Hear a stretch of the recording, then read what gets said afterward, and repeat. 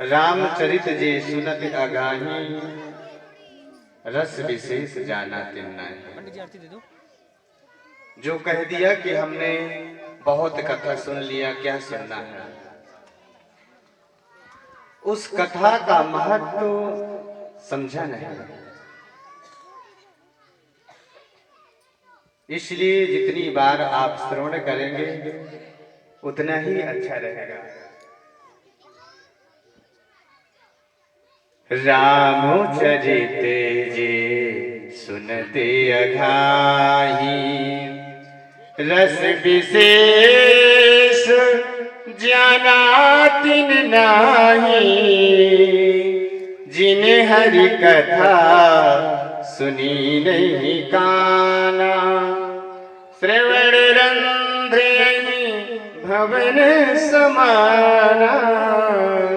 रामचरित जे सुनते अघाई, रस विशेष जाना तिन नाही। जो कह दिया हमने बहुत सुन लिया। जिन हरि कथा सुनी नहीं काना, श्रवण रंध्र नहीं भवन समाना। जो भगवान हरि की कथा जो श्रवण नहीं किए हैं, उनके चूहे और सांप के बिल के समान बता रहे हैं। कह रहे जितनी बार आप सुनोगे उतनी बार ही आपको भगवान के चरणों में और प्रेम होता चला जाएगा। बता रहे हैं कि रामचरित जे सुनते अघाई, जो कह दिया हमने बहुत सुन लिया। कथाएं तो चलती रहती हैं, टीवी चैनलों में भी बहुत चलती रहती हैं, मगर जब हम भागवत पंडाल में श्रवण करते हैं, सन्मुख बैठकर जब कथा श्रवण करते हैं, उसका 100 गुना फल प्राप्त होता है। क्योंकि जब हम उससे सुनते हैं तो उससे हमें ज्ञान की प्राप्ति होती है। टीवी चैनल में जब हम कथा सुनते हैं और आती रहती हैं, और सुनना भी चाहिए, अच्छी बात है, उसी ज्ञान की प्राप्ति होती है। जब हम सन्मुख बैठकर कथा पंडाल पर श्रवण करते हैं तो हमें फल की प्राप्ति होती है। इसलिए जब तक हमें फल हमारे पास होगा, हमें प्राप्त होगा, तभी तो हम उसे प्राप्त कर सकते हैं। इसलिए मेन चीज तो फल है। वृक्ष का पूरा रस फल में होता है। इसलिए सन्मुख बैठ करके कथा सुनने का अलग ही महत्व है। इसलिए आज यहाँ पर सूत जी से शौनकादिक ऋषि एक नहीं, दो नहीं, 6 प्रकार के यहाँ प्रश्न पूछ रहे हैं। कह रहे हैं आप इतिहास के जानकार हैं महाराज, पुराणों के ज्ञाता भी हैं आप, इसलिए आपसे 6 प्रकार के प्रश्न पूछना है।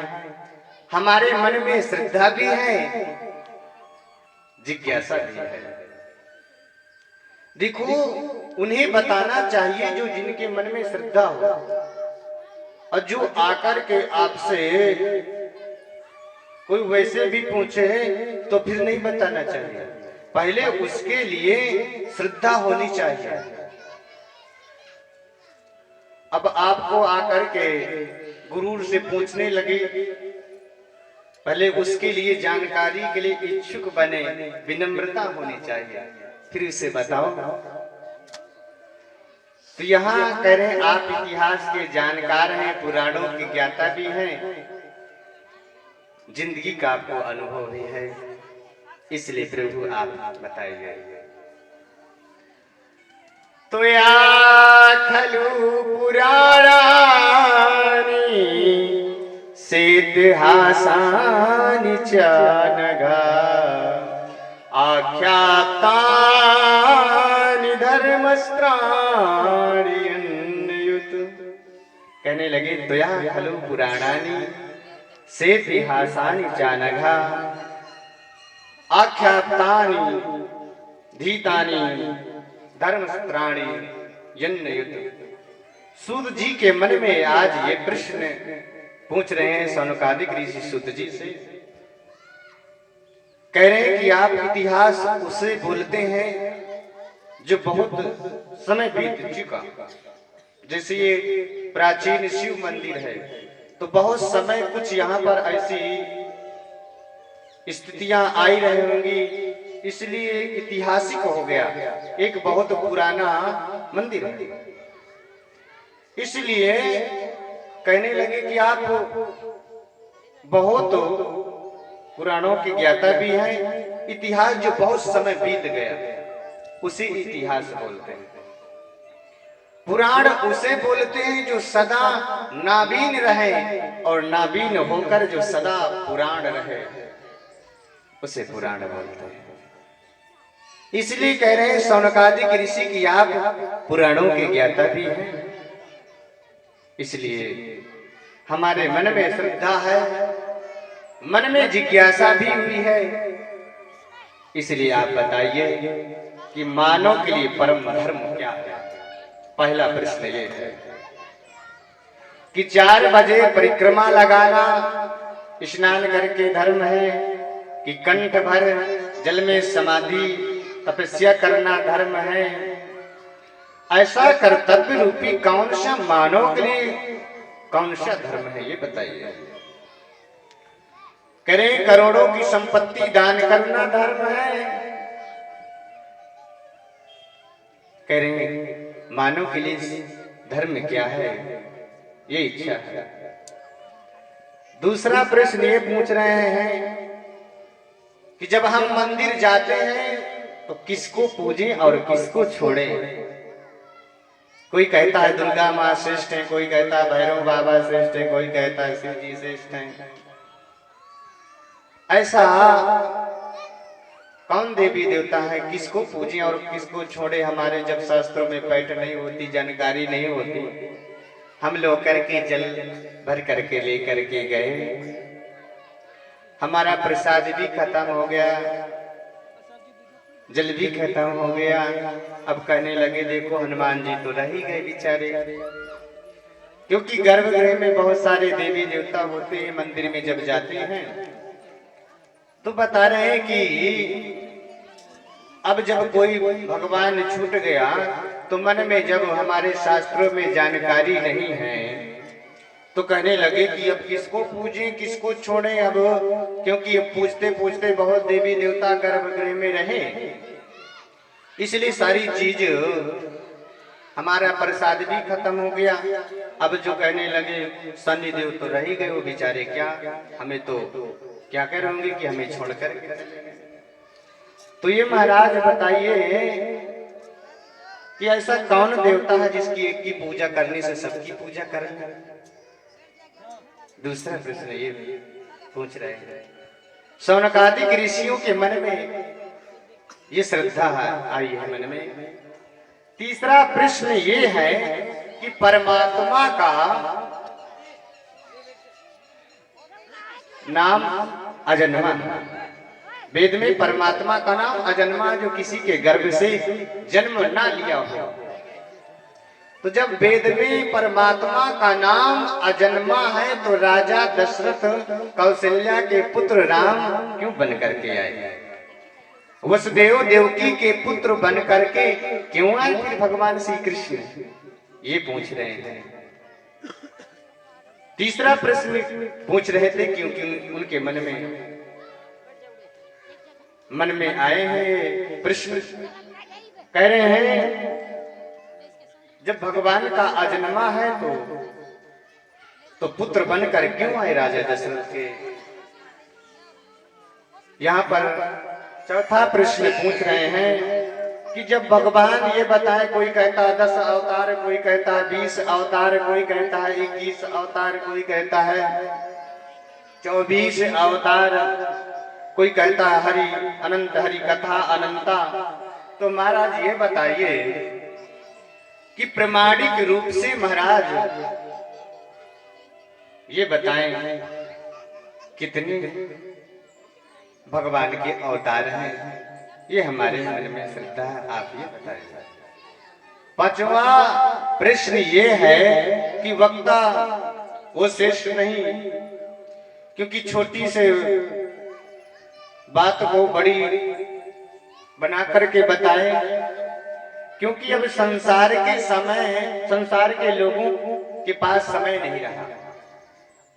इसलिए कह रहे हैं अतः साधोत यत्सारम समुद्रत्य मनीषयः, गागर में सागर भर करके बताइए महाराज,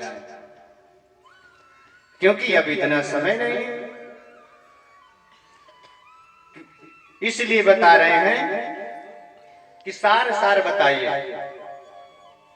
छठवां प्रश्न, अंतिम प्रश्न यह है कि जब भगवान श्री कृष्ण अपनी लीला संपन्न करके गोलोक धाम पर चले गए, तो भगवान किसकी शरण में गए? धर्म किसकी शरण में गए? धर्मं किम शरणं गतः धर्म संस्थापनार्थाय संभवामि युगे युगे। धर्म किसकी शरण में गए होंगे, ये बताइए। 6 प्रकार के प्रश्न हैं। सूत जी से शौनकादिक ऋषियों ने ये प्रश्न पूछे हैं। इन प्रश्नों को सुनकर के मन में सूत जी के बहुत ही प्रसन्नता हुई, खुशी हुई। कहने लगे इन प्रश्नों के पहले सुखदेव जी का प्राकट्य हो जाए, फिर इन प्रश्नों का मैं जवाब दूंगा। इसलिए प्यार से बोलो जय श्री राधे, और जोर से बोलो जय श्री राधे। यम प्रव्रजन्तु मनुपेतुमपेत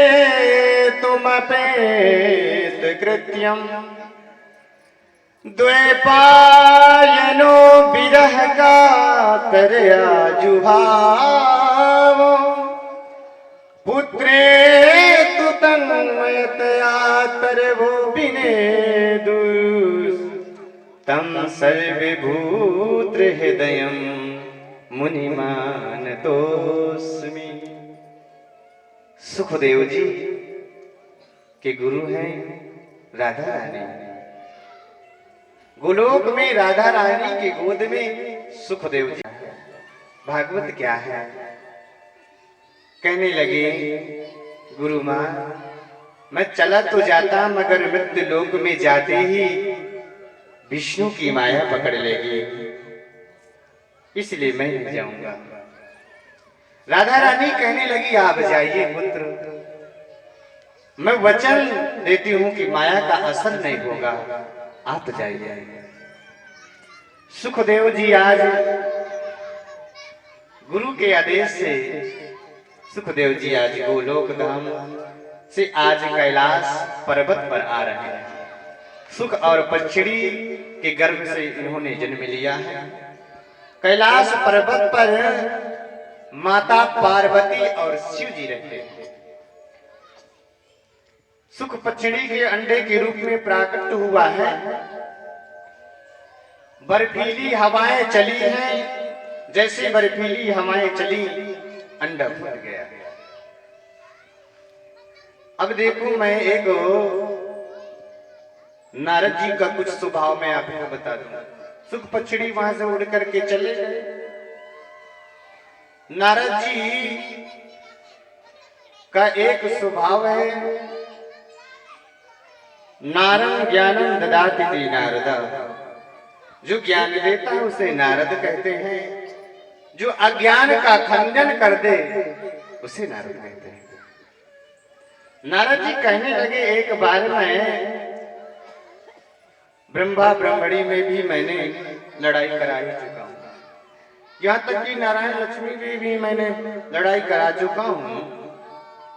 ये शिवजी माता पार्वती में कभी लड़ाई हुई नहीं। देखो नारद जी का एक स्वभाव है, जहां कहीं लड़ाई न होती हो वहां अगर नारद जी अगर वहां पर चले जाएं तो समझ लो लड़ाई की शुरुआत करा देते हैं। और जहां डेली लड़ाई होती हो तो तू मैं होता हो और नारद जी का आगमन हो जाए तो हमेशा के लिए झगड़ा बंद। ऐसा नारद जी का स्वभाव है। नारद जी कहने लगे, देखो आपस में माता और पार्वती में बड़ा प्रेम है, बड़ा स्नेह है। थोड़ा सा ऐसा कुछ कर दो जो इनमें भी थोड़ा सा तू मैं हो जाए। अब नारद जी के मन में, क्योंकि माता पार्वती शिव जी का विवाह नारद जी ने ही कराए थे, राम जी के मानस में आता है, इसलिए माता पार्वती नारद जी को अपना गुरु मानती है। जब गुरु मानती तो गुरु के प्रति बड़ा श्रद्धा है माता पार्वती के प्रति। इतना श्रद्धा भी है माता पार्वती, अपना गुरु बड़ा स्नेह है, बड़ा लगाव है कि मेरे गुरु जी हैं। अब यहाँ पर जब सोचने लगे तो नारद जी कहने लगे, कुछ ऐसा करूं। तो नारद जी माता पार्वती को अपनी माँ मानते हैं, अपना अपना वो माँ कहते हैं, माता पार्वती उन्हें गुरु मानते हैं। नारद जी का धीरे धीरे जाकर के कहने लगे, शिव जी गुफा में बढ़िया तपस्या कर रहे थे, माता पार्वती भवन में हैं। जब माता पार्वती भवन में हैं, नारद जी का धीरे धीरे आज आगमन होने जा रहा है। माता पार्वती के पास भवन में नारद जी जाने लग गए। जाकर के देखे माता पार्वती, बोले मेरे गुरु जी आए। तुरंत प्रणाम किया, जलपान कराया, लड्डू दिए, तुरंत बिठाए, आदर स्वागत करने लग गई माता पार्वती। जब स्वागत करने लग गई माता पार्वती जी ने कहने लगे, गुरु जी ये बताइए, आजकल बिल्कुल आना जाना बंद कर रखा है, पहले आप इतने आते थे और हमें भी बड़ी खुशी होती थी, आपके दर्शन होते थे। गुरु जी क्या बात है, हमसे क्या नाराज हो, क्यों नहीं आ पाते, क्या बात है? नारद जी कहने लगे, देखो माता जी, ये जो है संसार का बनावटी प्रेम हो गया, इसलिए मैं आना जाना बिल्कुल बंद कर रखा हूं। माता पार्वती कहने लगी, देखो मैं तो अपनी बात कहूं, मेरे पति मुझसे इतना प्रेम करते हैं, इतना प्रेम करते हैं कि मैं आपसे क्या कहूं। इसलिए नारद जी कह रहे हैं, अच्छा आपसे बहुत प्रेम करते हैं तो आपका प्रेम बढ़ता ही चला जाए, खूब प्रेम बढ़े बांके बिहारी की कृपा से। तो कहने लगे, ये बताओ, माता पार्वती कहने लगी, जब शिव जी समाधि पर बैठते हैं मेरे पतिदेव, तो कभी राम के दर्शन, कभी कृष्ण के दर्शन मुझसे सब बता देते हैं। शास्त्र कहते हैं जब समाधि में बैठे, जब किसी का दर्शन हो तो किसी को नहीं बताना चाहिए, फिर भी मुझसे इतना प्रेम करते हैं कि मुझसे बता देते हैं। यहाँ तक कि जो गुरु जी कान में मंत्र देते हैं वो किसी को नहीं बताना चाहिए। गोपनीयम गोपनीयम गोपनीयम प्रयत्नतः, शिव जी माता पार्वती से कह रहे थे उसे गुप्त रखना चाहिए,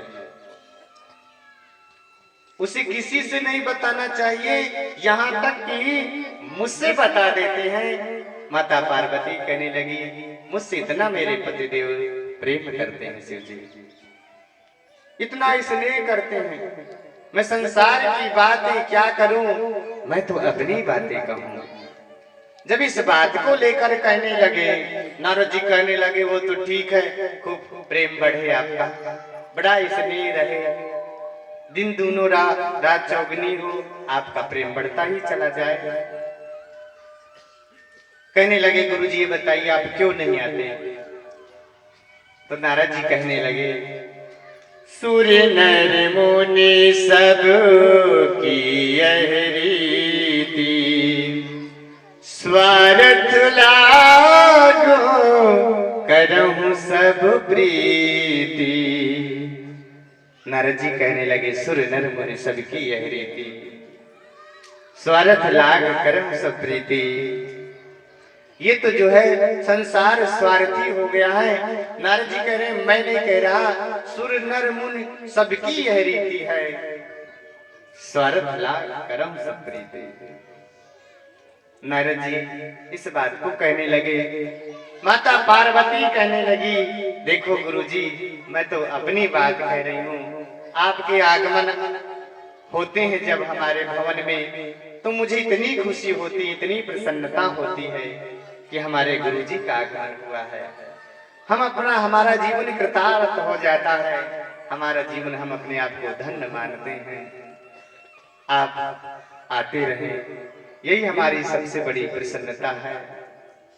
जब इस बात को कह रही थी माता पार्वती, तो कहने लगी आप कह रहे हैं कि मुझसे बहुत प्रेम करते हैं शिव जी, तो ये बात आप कह रहे हैं इतना प्रेम करते हैं, जो भी समाधि में बैठते हैं, भगवान शिव को जब समाधि लगती है शिव जी की, तो जब भी समाधि लगती है तो राम की समाधि लगती है। हर समय राम कृष्ण की समाधि में बैठते हैं, ऐसे भोलेनाथ। जब यहाँ पर कहने लगे आप तो बहुत अपने करें, जो भी चीजें हमें बताते हैं, तो ये भी आपसे बात बताई होगी। बोले क्या बताइए ना। कहने लगे जिस माला को 24 घंटे मुंडों को धारण किए हुए हैं, विराजमान किए हुए हैं, वो भी आपसे बताई है। बोले ये तो बात नहीं बताई। बोले जिस माला को 24 घंटे धारण किए हुए हैं, वो आपसे नहीं बताई, अपने पत्नी से नहीं बताई। आप जिस समय से मैं आया हूं, उस समय से अपने पति देवता के बड़ाई के पुल ही बांध दिए। कहने लगे मुझसे इतना प्रेम करते हैं, इतना स्नेह करते हैं। जब इस बात को कहने लगे देखो सारी चीज तो बताई है, मगर ये बात नहीं बताई। नारद जी कहने लगे खाक प्रेम करते हैं, आप जाने और आपका काम जाने, हम तो चले। नारद जी जाने लगे जहां शिव जी गुफा पर बैठे थे, वहीं से निकले तो कहने लगे माता पार्वती आपको याद की है। शिव जी कहने लगे अच्छा जहां आपका आगमन हो जाए, जहां आपके चरण पड़ जाए, वहां तो कल्याण ही होगा प्रभु, जरूर याद कर रही होंगी। अब यहाँ जिस मुंडों को 24 घंटे धारण कर रखे हैं, माता पार्वती कहने लगी वो मुझसे नहीं बताए। तुरंत जा करके इतना आभूषणों को उतार दिया। माता पार्वती ने मलिन वस्त्र धारण कर लिए, को भवन पर माता पार्वती चली गई। क्योंकि पहले के राजा जब भवन बनते थे तो बड़े बड़े राजा लोग को भवन बनवाया करते थे, और उसमें जब रानियां रूठ करके चली जाती थी तो पति लोग बड़े मनिहार से मनाया करते थे। यहाँ बहुत आदर्श सूचक नाम नहीं है, मगर यद्यपि बड़े बड़े निर्णय हुए, वो भी को भवन में। राम को 14 वर्ष का वनवास हुआ, उसका निर्णय हुआ तो को भवन में हुआ। अब यहाँ पर माता पार्वती सब आभूषणों को उतार कर मलिन वस्त्र धारण करके को भवन पर चली गई। भोले बाबा आए, जैसे देखे माता पार्वती तो को भवन पर विराजमान। कहने लगी देवी क्या दिक्कत हो गई, क्या परेशानी हो गई आपको? आपको भवन में क्यों, क्या हमसे कोई भूल हो गई? माता पार्वती कहने लगी आप बाहर से तो काले ही हैं, अंदर से भी काले हैं।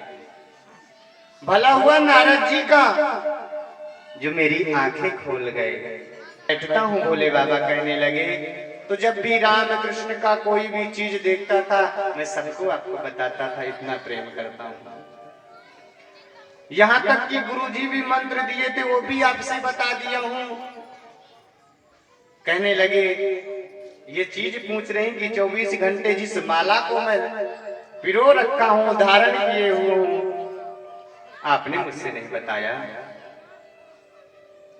इसलिए कहने लगे सबसे बड़ा कोई प्रमाण है तो आपकी ही मुंड माला है देवी जी, ये आपकी ही मुंड माला मैं धारण कर रखा हूं। जब अपने आप शरीर को छोड़ देती हैं तो मैं आपकी याद के लिए आपकी ही मुंड धारण किए हुआ हूं।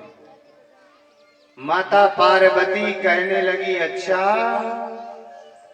शिव जी तो बड़ी कृपा की, नारद जी बड़ी कृपा की मेरे ऊपर, बोले ज्यादा कृपा कर गए। बोले बाबा कहने लगे, बोले आपने ऐसी औषधि आपने क्या खा रखी है जो मुझे बार बार मरना पड़ता है, आपको कभी मरना नहीं पड़ता।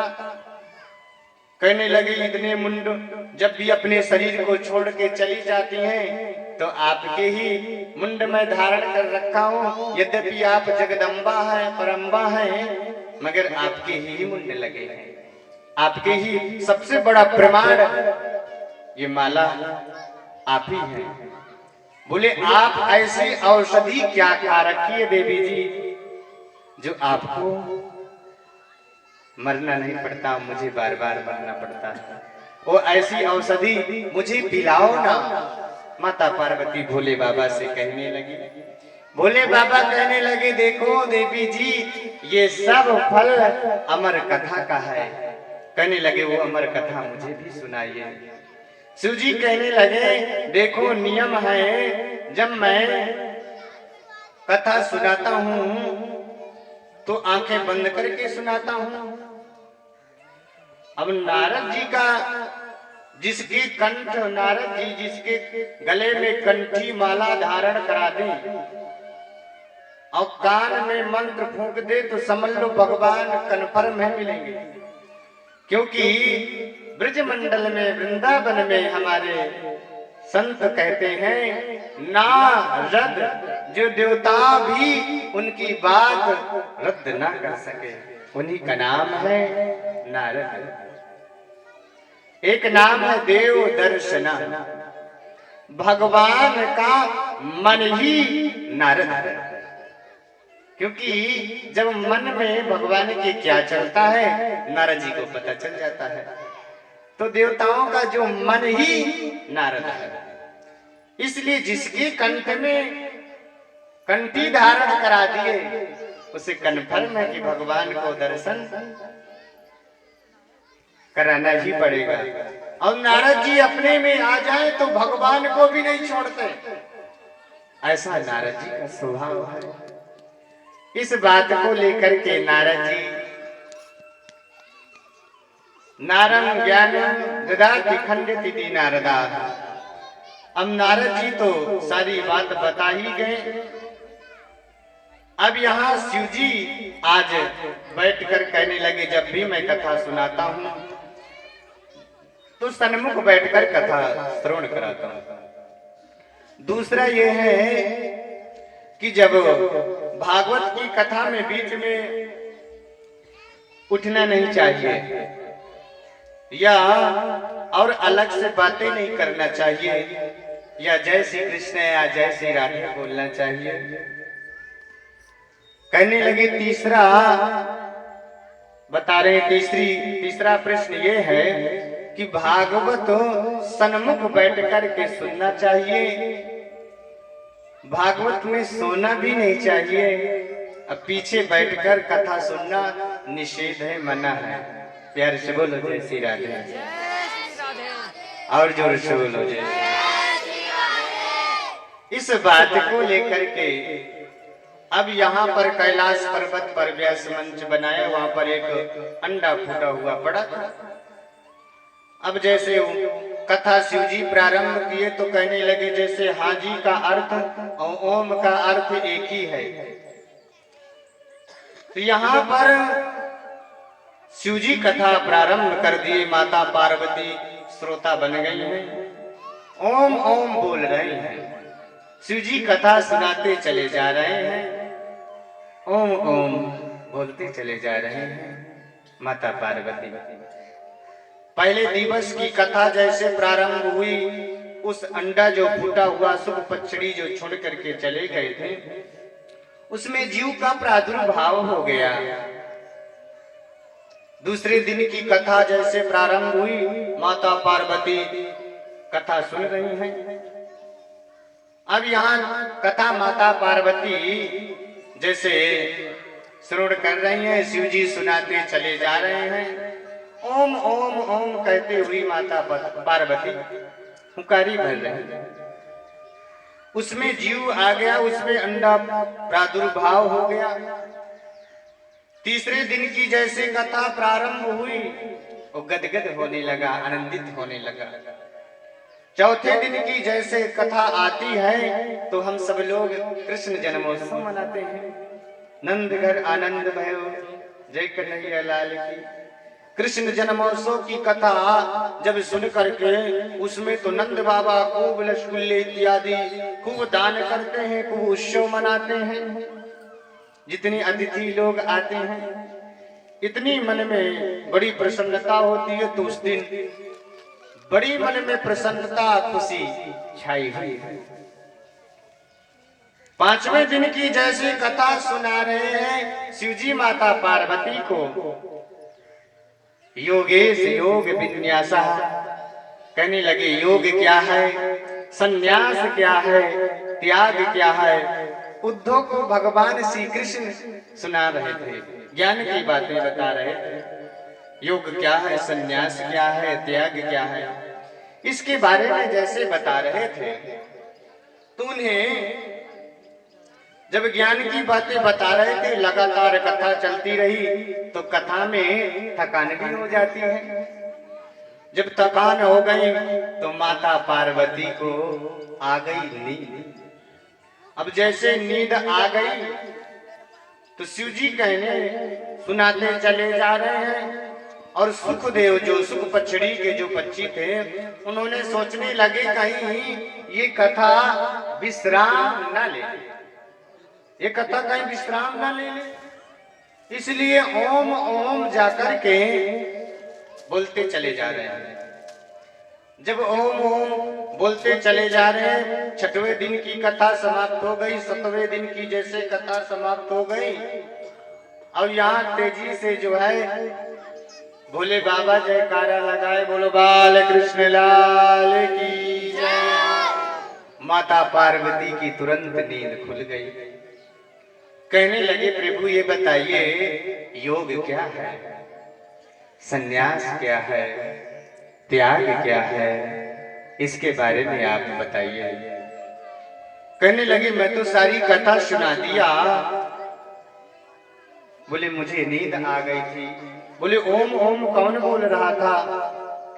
जैसे ओम ओम बोल रहे थे तो शिव जी को देखे तो वहां व्यास पीठ के पीछे ओम ओम सुख पक्षी बोल रहे थे। अब जैसे ओम ओम करके बोल रहे थे, बोलते हुए मन में कहने लगी इन्होंने कथा सुनी, मुझे कोई आपत्ति नहीं है, मुझे कोई आपत्ति नहीं है, मगर इन्होंने ब्रह्म विद्या की चोरी की है, इसलिए सबसे बड़ा यही कारण है। क्योंकि ये ब्रह्म विद्या की चोरी की है। शिव जी को आया क्रोध, त्रिशूल निकाल करके छोड़ दिए। सुख पक्षी उड़ता हुआ आगे आगे जाने लग गया और शिव जी का त्रिशूल पीछे पीछे जा रहा है। कैलाश पर्वत से सीधे गए तो बद्रिका आश्रम पर जाकर के महर्षि वेदव्यास की पत्नी का नाम है बिटिका देवी। महर्षि वेदव्यास से कहने लगे देखो कितना समय हो गया, अभी कोई पुत्र हुआ ही नहीं। महर्षि वेदव्यास कहने लगे क्यों आप चिंता कर रहे हैं देवी, आपको सुंदर पुत्र होगा। अब यहाँ जाकर के शिव जी का त्रिशूल है पीछे पीछे, और इस बात को लेकर के जब इस बात को लेकर के कहने लगे अब प्यार से बोलो जय श्री राधे। और प्यार से बोलो। शिव जी कहने लगे, धीरे धीरे त्रिशूल जा रहा है, देवी बिटिका देवी को जाकर के उबासी आ गई। उबासी आने लगी और वो सूक्ष्म रूप लेकर के सुखदेव सीधे गर्भ में चले गए। शिव जी का त्रिशूल जाकर के बद्रिका आश्रम पर देखे, हर जगह कहीं मिले ही नहीं। अजब मिले ही नहीं तो शिव जी का त्रिशूल वापिस आ गया। वही सुखदेव जी 1 वर्ष नहीं, 2 वर्ष नहीं, 12 वर्ष बिटिका देवी के गर्भ में ही मंदिर बना दिया। और जब मंदिर बना दिया, मन में सोचने लगे, बिटिका कहने लगी महर्षि वेदव्यास से कि मेरे गर्भ से मंत्रों का उच्चारण हो रहा है। कहने लगे कोई जरूर ज्ञानी होगा, कोई जरूर महापुरुष होगा। कहने लगे मुझे थोड़ा कष्ट भी हो रहा है, आप कहो ना कि बाहर आ जाए। यहाँ पर बता रहे हैं जिस गर्भ की इतनी निंदा होती है, गर्भ में मत आओ मुक्ति पाओ, गर्भवासम समम दुखम न भूतो न भविष्यति। गर्भ में इतना दुख होता है, न कभी हुआ है न कभी होगा, ये बता रहे हैं। जब ये सारी बातें बता रहे थे कि गर्भवासम समम दुखम न भूतो न भविष्यति, गर्भ में बड़ा दुख मिलता है, गर्भ में मत आओ मुक्ति पाओ। इस बात को आज वही सुखदेव जी गर्भ को ही मंदिर बना दिए, क्योंकि बाहर जाते ही विष्णु की माया मुझे पकड़ लेगी। मैं जो आपकी 2-4 माला भगवान की जपता हूं वो भी नहीं जप पाऊंगा, इसलिए मैं नहीं बाहर आऊंगा। जब इस बात को लेकर कह रहे थे, बोले माता श्री को कष्ट हो रहा है, आप पुत्र बाहर आइए। यहाँ पर कहने लगे महर्षि वेदव्यास, मैं आपको वचन देता हूं, आप पुत्र बाहर आइए।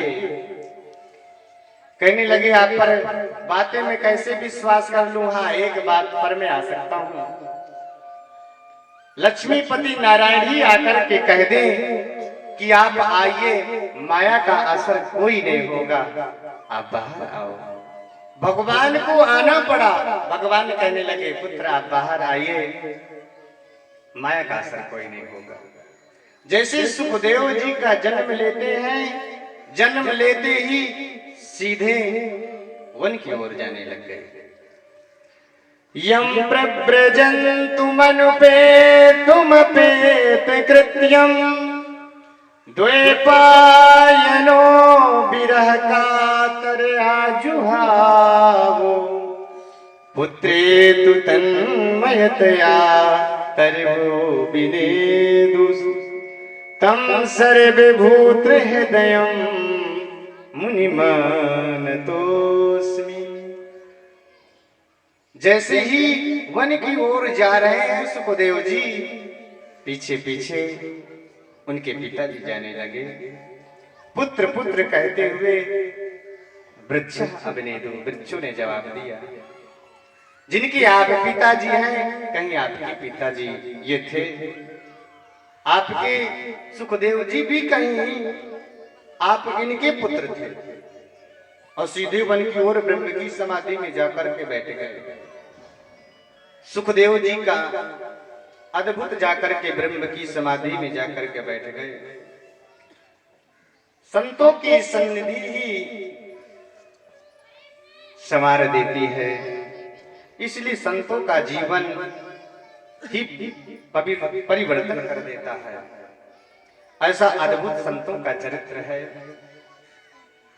सुखदेव जी ब्रह्म की समाधि में जाकर के जब बैठ गए, ये तो परमहंस हैं, शिरोमणि में। प्यार से बोलो ना जय श्री राधे, और जोर से बोलो जय श्री राधे।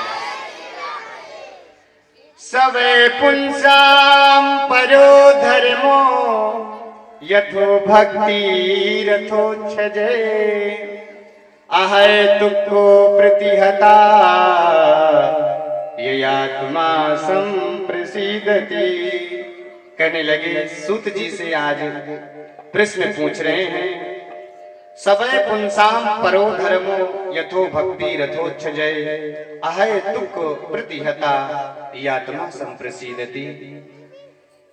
ये प्रश्न पूछे हैं, 6 प्रश्न पूछ रहे थे सूत जी से, यहाँ पर जवाब दे रहे हैं 6 प्रश्न। इसलिए हम सब लोग हरि नाम संकीर्तन करते हुए फिर हम 6 प्रश्नों के आप जवाब श्रवण करेंगे। किसी के काम जो आए उसे इंसान कहते हैं, किसी के काम जो आए उसे इंसान कहते हैं, पराया दर्द जो अपनाए उसे इंसान कहते हैं, पराया दर्द जो अपनाए उसे इंसान कहते हैं। किसी के काम जो आए उसे इंसान कहते हैं, पराया दर्द जो अपनाए उसे इंसान कहते हैं। कभी धनवान है कितना, कभी इंसान है निर्धन, कभी धनवान है कितना, कभी इंसान है निर्धन। कहीं सुख है कहीं दुख है, किसी का नाम जीवन है। कहीं सुख है कहीं दुख है, किसी का नाम जीवन है। जो मुश्किल में न घबराए उसे इंसान कहते हैं, जो मुश्किल में न घबराए उसे इंसान कहते हैं। पराया दर्द जो अपनाए उसे इंसान कहते हैं। ये दुनिया एक उलझन है, कहीं धोखा कहीं ठोकर। ये दुनिया एक उलझन है, कहीं धोखा कहीं ठोकर। कोई हंस हंस के जीता है, कोई जीता है रो रो कर। कोई हंस हंस के जीता है, कोई जीता है रो रो कर। जो गिर कर फिर संभल जाए उसे इंसान कहते हैं, पराया दर्द जो अपनाए उसे इंसान कहते हैं। किसी के काम जो आए उसे इंसान कहते हैं। अगर गलती रुलाती है तो राहें भी दिखाती है। अगर गलती रुलाती है तो राहें भी दिखाती है। मनुज गलती का पुतला है जो अक्सर हो ही जाती है। मनुज गलती का पुतला है जो अक्सर हो ही जाती है। सुधारे अपनी गलती को, सुधारे अपनी गलती को उसे इंसान कहते हैं। पराया दर्द जो अपनाए उसे इंसान कहते हैं। यूं भरने को तो दुनिया में बस भी पेट भरते हैं। यूं भरने को तो दुनिया में बस भी पेट भरते हैं। जिन्हें इंसान का दिल है वो परमार्थ करते हैं। जिन्हें इंसान का दिल है वो परमार्थ करते हैं। जो बदक जो बात कर खाए उसे इंसान कहते हैं। किसी के काम जो आए उसे इंसान कहते हैं। पराया दर्द जो अपनाए उसे इंसान कहते हैं। बोलो बाल कृष्ण लाल की जय। यहाँ पर प्रश्न पूछ रहे थे, 6 प्रकार के प्रश्न पूछे हैं। 6 प्रकार के प्रश्नों को आज जवाब दे रहे हैं कि सवे पुंसाम परो धर्मो यथो भक्ति रथोच्छजे आहे तुको प्रतिहता ययात्मा संप्रसीदति। पहला प्रश्न ये पूछ रहे थे कि मानव के लिए परम धर्म क्या है। 4 बजे परिक्रमा लगाना धर्म है कि करोड़ों की संपत्ति दान करना धर्म है। ऐसा कौन सा धर्म है मानव के लिए परम धर्म बताइए। यहाँ बता रहे हैं सवे पुंसाम परो धर्मो यथो भक्ति रथोच्छजे अहे तुको प्रतिहता ययात्मा संप्रसिद्धि। भगवान के चरणों में जो प्रेम हो वो निष्काम हो, कोई कामना न हो। ये प्रश्न पूछ रहे हैं।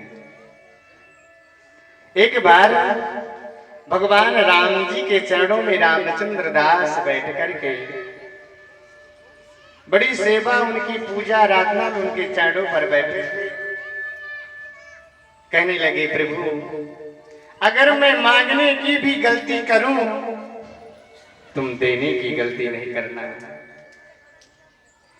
अगर मैं मांगू तुझे पर तुम न देना कुछ मुझे, वरना भक्त नहीं मजदूर हो जाऊंगा मैं। कहने लगे अगर मैं मांगू तुझे पर तुम न देना कुछ मुझे, वरना भक्त नहीं मजदूर हो जाऊंगा मैं। अगर तुम मुझे दे दिया तो आपका मेरा प्रेम क्या रहा, उसके बदली मैंने ले लिया, तुम्हें आपकी क्या सेवा की। इसलिए जो भी प्रेम हो